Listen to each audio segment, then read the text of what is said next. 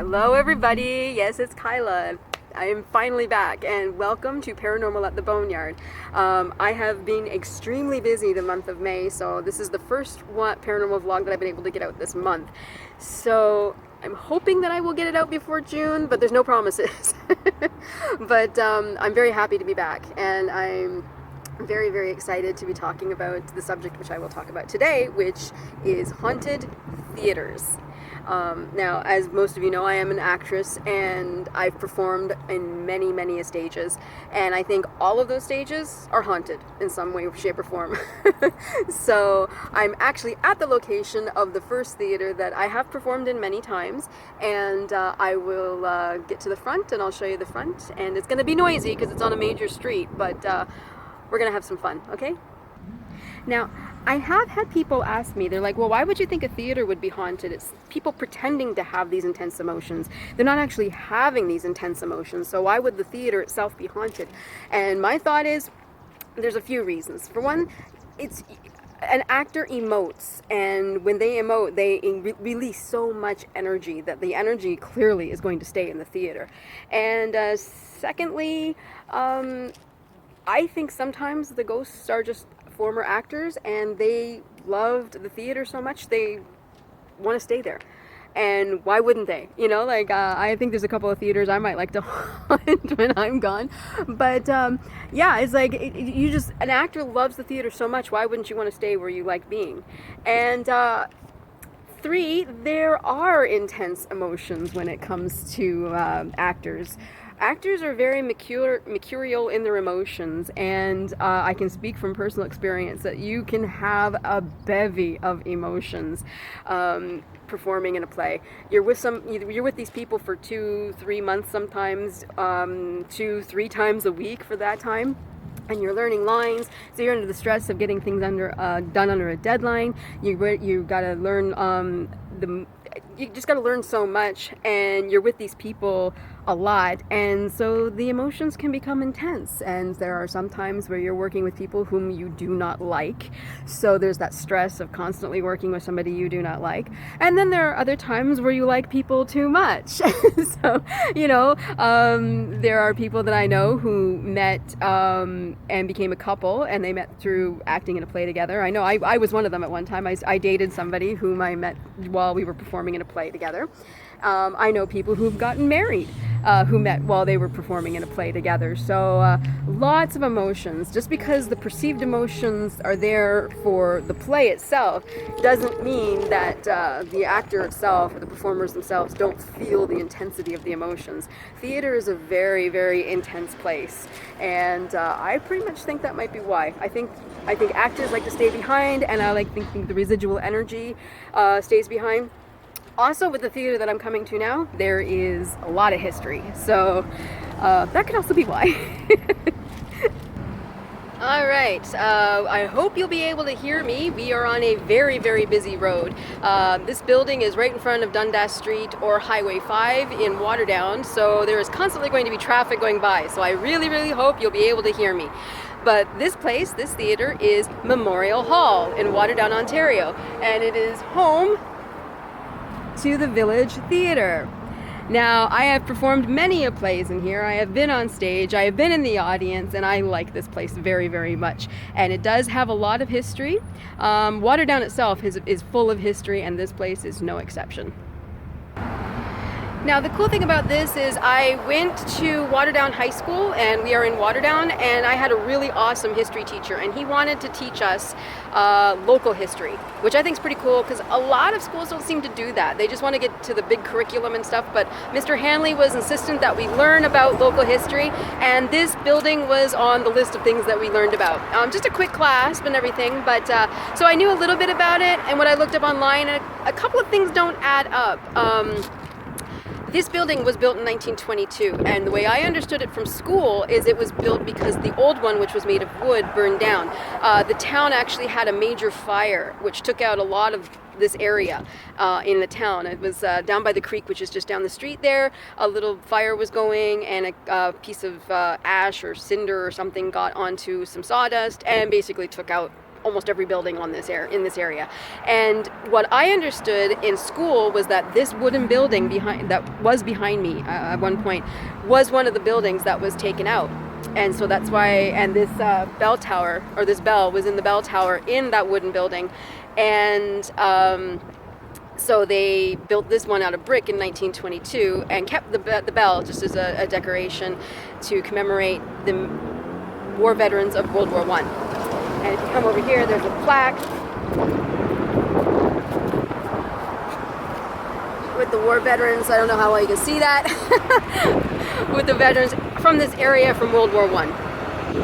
Now this is just one of those things that's been here like my entire life. Actually, it was actually farther up on the stairs before the renovations came, and it's just a drinking fountain. And I don't even know in my lifetime if it ever even worked. I mean, the faucet's not even there anymore, but I know that it was put here in 1930, and there's a little plaque. His wife presented it, Mr. Crooker. I don't know who Mr. Crooker was. I don't know why he deserves a memorial fountain, but it was here. I know they took it down, and then in 1979 they put it back up, and it used to be up on top of the stairs, and then after the renovations they moved it down to the street. So another piece of history that I think is interesting. I just don't know who Mr. Crooker was or what he did in Waterdown. Okay, I'm up on the stairs closer. I'm up on the stairs closer to the door. Hopefully that is going to be a little bit easier to hear me. But if traffic continues the way it just did, maybe not. But to get more to the story of the 1922 fire, I'm honestly not sure, because the internet said that this building was not this building, but the wood building that was here before it, was not taken out by the fire. And in history class, I was learned that it was. So, and I hate to say it, but I'm old enough that I learned history before the internet. Yes, kids, there was this thing called encyclopedias that you had to look into. So take that as you will. A little piece of history that is interesting, I thought. But I'm just going to go with what I was taught. And my teacher said that this place burned down when it was made of wood. So that's what I'm going to go for. And that's why the bell is down there and not in a bell tower anymore, because the bell tower came down too. Okay, so like I said, it was built in 1922. The grand opening was on January 17th, 1923, and they had a huge banquet that day. And they said about 500 people showed up for the banquet, which surprises me because I don't even think there was 500 people in the town at that time, so that's pretty cool. There was a grand ball that was held on January 19th, 1923, and after that, this place was put to a various number of uses throughout the years. It was the village council and the Waterdown Women's Institute. They held their meetings here all the time. It was briefly a courthouse. In the 1940s, the basement was a dormitory for farm workers. At one time, there was a cinema in here. The basement one time served as a jail for a man accused of stealing a horse. In 1948 to 1956, the main floor, just through these doors here, that was the library, the public library.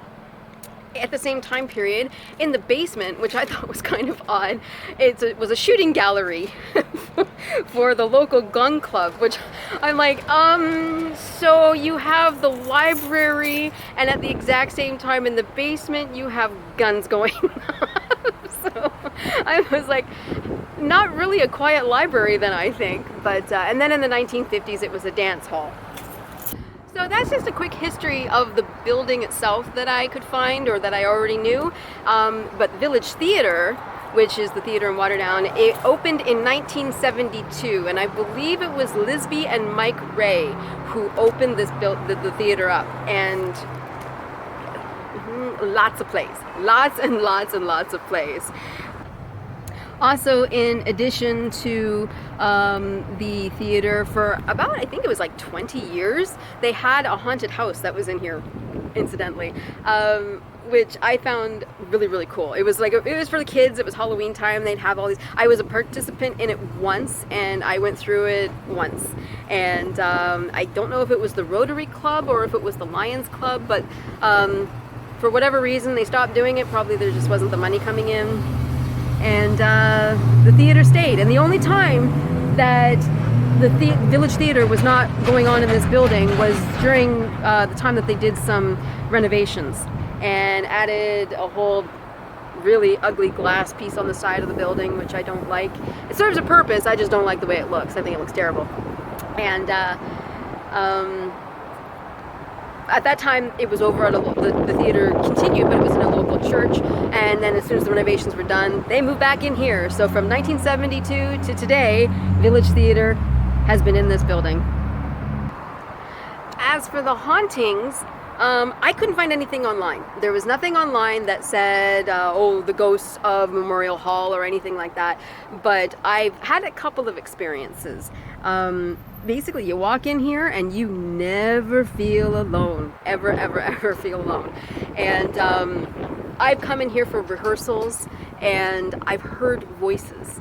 And it's one of those ones where you hear the voice, but you can't hear what they're saying. It's like you literally are trying to strain your ears for all it's worth just to hear the words. And as soon as you think you're about to come up with a word that they're saying or a phrase that they're saying, it kind of sounds, I don't even know how to explain it. It kind of turns gibberishy.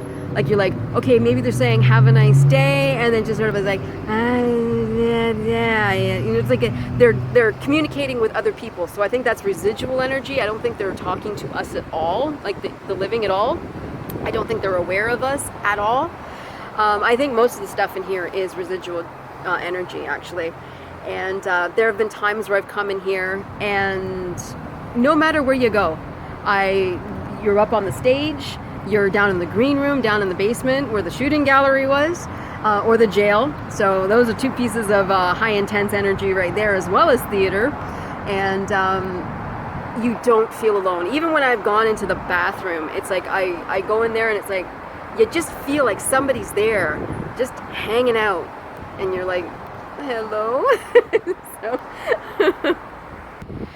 but there is one story that I find extremely interesting. I was a part of it, but I was not aware of it until after it was already done. Now, I was in a play, and my character, it was a small part, and I was downstairs in the green room with one other actor. Now, for those of you who don't know, a green room is where the actors go and wait for their time to go up on stage or to change their clothes, and like a dressing room type of area and stuff like that. And so that's where me and this one other, everybody else was up on stage, everybody else was doing their scene. This was the final scene before intermission.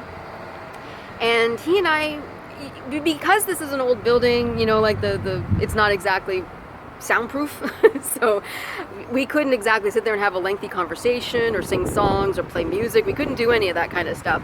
So we would talk, and it would be kind of like we talk, if we spoke at all, we would just sort of talk to each other sitting at the same table and just be like, so how's it going, you know, really quiet. And we barely spoke to each other because we knew people were up on stage performing and the play was going on. So we didn't say much. We spoke very softly, if we spoke at all. Then intermission came on, and the stage manager, the person who's in charge during production time, came downstairs and gave me and this other person shit. And we're like, what's wrong with you? And they're like, what's with all the noise? And I'm like, what are you talking about? What noise? And they're like, you guys were down here having a freaking party. What was going on? And I'm like, we're like, what? And she's like, oh yeah, all we could hear was people laughing and singing and shouting. It was like you were having a party down here. It was like there was like 4,000 or 5,000 people down in the basement, and you were all partying together. You interrupted the entire play. And this person knows me, so I was shocked that she would think I would do something like that. Firstly. Secondly, there was just me and this one other guy down there, and we were barely speaking to each other. And when we did, it was in very soft, muted tones. So we were just like, we don't know what you're talking about. We finally, over and over again, we finally reassured her, no, we did not do this. But for the long time, she didn't believe us. And for a long time, I didn't believe her. I was like, you guys have been picking something up from outside. And she's like, nope, it was the basement. We could hear you coming up all the way through the hallway into the basement. And I'm like, well, it wasn't us. I don't know what to tell you. And incidentally, my boyfriend at the time came to that particular show. So I asked him, I'm like, what's going on? Like, did this actually happen? Could you hear something? He's like, oh yeah. He says, trust me, everybody in the audience heard it. It sounded like you guys were having a party in the basement. It wasn't coming from outside. It was in the basement, and we heard it loud and clear. And I'm like, Okay, yeah, no, it wasn't us. So I don't know what to tell you. Like, literally, we weren't talking at all. So we don't know who this was. We don't know, you know, if it was the shooting gallery having a party. We don't know. Maybe it was the people from the ball when they at the grand opening. I don't know. Oh, and I just thought of something. Maybe there's stuff going on in there now because it is 2022. The building opened in 1922. It is the 100th year anniversary for Memorial Hall. So maybe they're having a party right now. Also, I just thought what is really ironic and maybe might have something to do with the party that was going on with the ghosts that, you know, clearly wasn't me or the other person in the basement. The play that we were performing was The Uninvited, which is a play about a haunted house. So interesting. Okay, so that's it for Memorial Hall right now. A little brief history that I found very interesting, and a little bit of history about Village Theatre and my personal haunting experiences here. I'm hoping to get to a place that's a little quieter now. So, wow. I'll just do a little brief video of the building itself, and maybe throw in a picture that I shot way back in 2007 before the renovations. This is a historic building. It's a historic heritage building, so they can't tear it down, so I'm really, really glad that they fixed it up. I just don't like some of the architecture that's on it, but that's just my personal preference, right? So, and then we're gonna go to location 2.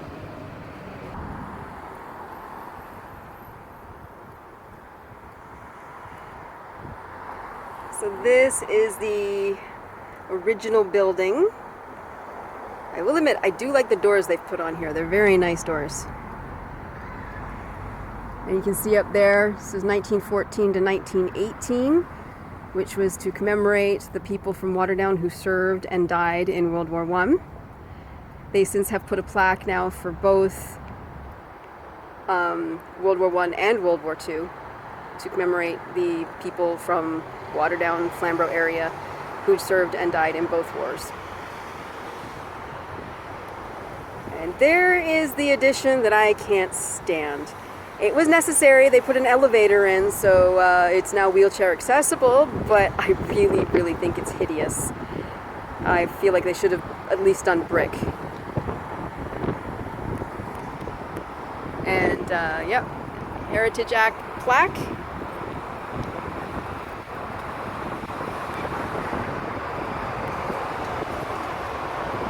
Very happy about that.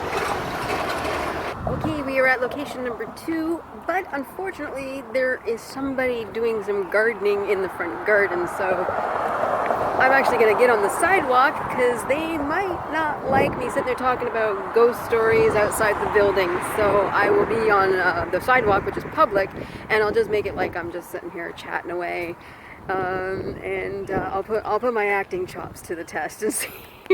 as long as nobody approaches me. But yeah, I'll just be out in front of the building on the sidewalk, and it's not very long anyway. I could find very little history on this building, so we'll just go from there and see what happens. Just to say right now, we are in Burlington, Ontario, and there's a couple of theaters here that I have performed in, and this is one of them, and the other one is on the other side of town, way down there, and I have had little experiences. And this building, I had some, nothing that was bad, but interesting, I thought. And the one that's on the other side of town had some video footage that I'm trying so hard to find.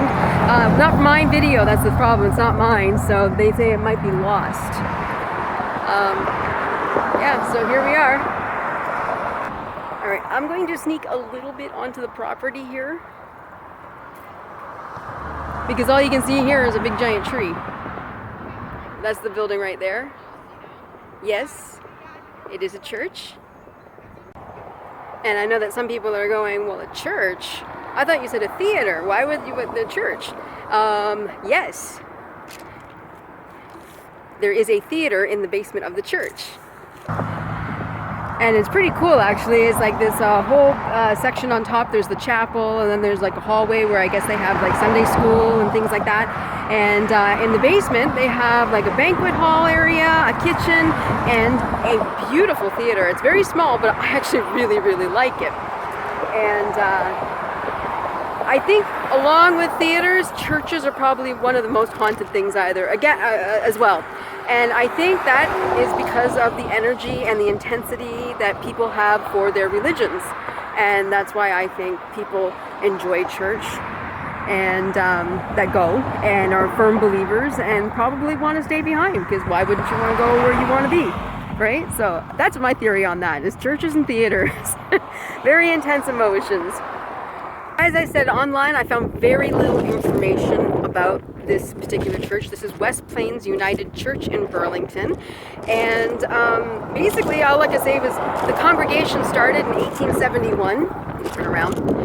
And as it grew, part of some land was donated to where it is there, and that building was built in 1930. As the population grew, they increased and did renovations on the building, and in the 1960s, and that's when they had the chapel was in 1930, and then they built on and did all the other stuff in like the 1960s, and that's pretty much it. And then along the years came what they call TAP, which is the Aldershot Players, because we're in Burlington, which amalgamated with Aldershot many, many years ago. So Aldershot is kind of like Flamborough and Hamilton. Flamborough still considers himself Flamborough. Aldershot still considers itself Aldershot. So that type of thing. And that's it, you know. I've performed probably 2 or 3 plays. I think I've performed 2 plays here for sure. 2017 and 2019. And I just love it. It's like a little dinner theater where you pay your money, and then they have this big, huge like buffet thing, and people eat their dinner, and then once they're done dessert, they're actually moved from the dining hall into the theater, and we give a really cool play. So I've done 2 comedies with dramatic twists to it, so it's been a lot of fun. And yeah, it's a really good theater, and I have had experiences in this building. Incidentally, the experiences that I had were not in the theater part. They actually were in the church, the chapel part. So I thought that was pretty interesting. But the way it goes is that the green room for here is upstairs in the part that was added in the 1960s. And you change your clothes, you do all that kind of stuff. You go through a hallway, and then the only way to get to the stage, the backstage, is to go through the chapel area, the church area, and go down a set of back stairs into the hallway, and that'll take you to the backstage of the stage. And then you go on stage and you perform. Well, the first experience I had was when I was leaving the stage. I had gone up the stairs and I was heading through the chapel to get to the dressing room. I think, again, it was just before intermission, so maybe that's a sign, I have no idea. But as I'm going through, I could hear organ music. And I'm looking around, and I know for a fact there's no organ in this play being played at all. There's no music at this point in the play. There was no organ music at all in this play. So I have no idea where I was hearing this music coming from. And I turned around and I'm looking around, and there's nothing in the pews, but I look over, and I'm assuming the area, I'm not too familiar with churches, but the area where the choir would sing. I saw a form that was in the shape of a woman, and I could hear organ music, and then she just sort of faded away and disappeared. It wasn't like I saw her and went, oh, this is a woman with blonde hair and blue eyes, and she was wearing a pink dress. Nothing like that, no. It was just a shape of a woman, and it looked like a dress, and that's pretty much all I could see. And yeah, and that was kind of like I was stopped and went, well, that was interesting. And something that I found interesting to that is that I was hearing organ music, and it was a woman that I saw. Now, what my great aunt, my mother's aunt, was the church organist for her church for 40 years before passing away. And I just found that super interesting that I heard a church organ being played, and it's not the same church that she attended, but maybe, I don't know, maybe it was my great aunt. I actually knew her. She and I used to have talks and stuff about family trees and heritage and stuff like that. So who knows, maybe she was like, hey, I'm watching the play. You never know. I'm actually just walking back and forth in front of the church, and I can tell the person gardening is watching me, but I'm on the sidewalk, so they're not really paying too much attention to me. They're just like, what is she doing? Holding her phone up, walking back and forth. But I'm on the sidewalk, so I'm not doing anything wrong. Now, the second experience that I had when I was here, again, happened in the chapel part. And this was after the first time, so I thought, okay, this time I'm going to be more conscious. I think this one was in 2019, and this one was about it was always a bridesmaid, and it was about people getting married in this one particular hall and things like that. And I was the person, my character was the person who ran the hall where everybody got married. And my character wasn't very nice, to be honest. But that's okay. I like playing bitches, and I get to play them a lot. So, so my character was done, and I was going up the stairs, and I went through the chapel. And again, I was like, okay, I'm actually going to be more aware of what's going on around me, see if I can see anything going on. And didn't see anything, didn't hear any organ music or anything like that. But they have these swinging doors. Do you remember the fast food restaurant that I was telling you about, where the doors swung open and slammed shut, and they were those spring-loaded doors that do it automatically? These, in front of the chapel, they have doors very similar to that, where they open and they make that click-click noise, and then they bang and they go goomph when they, goomph, I guess is my best expression. But yeah, so that's what they do, and they have the same ones here in front of the chapel. And again, I didn't see it this time. I didn't see it, but I heard it. It sounded like these doors swung open, hit the wall, and then slammed shut. And I didn't see it because I was facing the other way, and I turned around and the doors were closed. It didn't even look like they opened at all, but it was enough to make me go, like heavy breathing. I was a little scared, and I was like, okay, yeah, this is making me uncomfortable. And the loud banging, I was like, oh my God, they definitely heard that downstairs on stage. And the thing is, it's like the other place, you have to be very quiet because the noise goes through the floors or through the ceilings and you can hear everything. And so during intermission, I asked one of the other actors, I'm like, did you hear that huge bang? And they're like, no.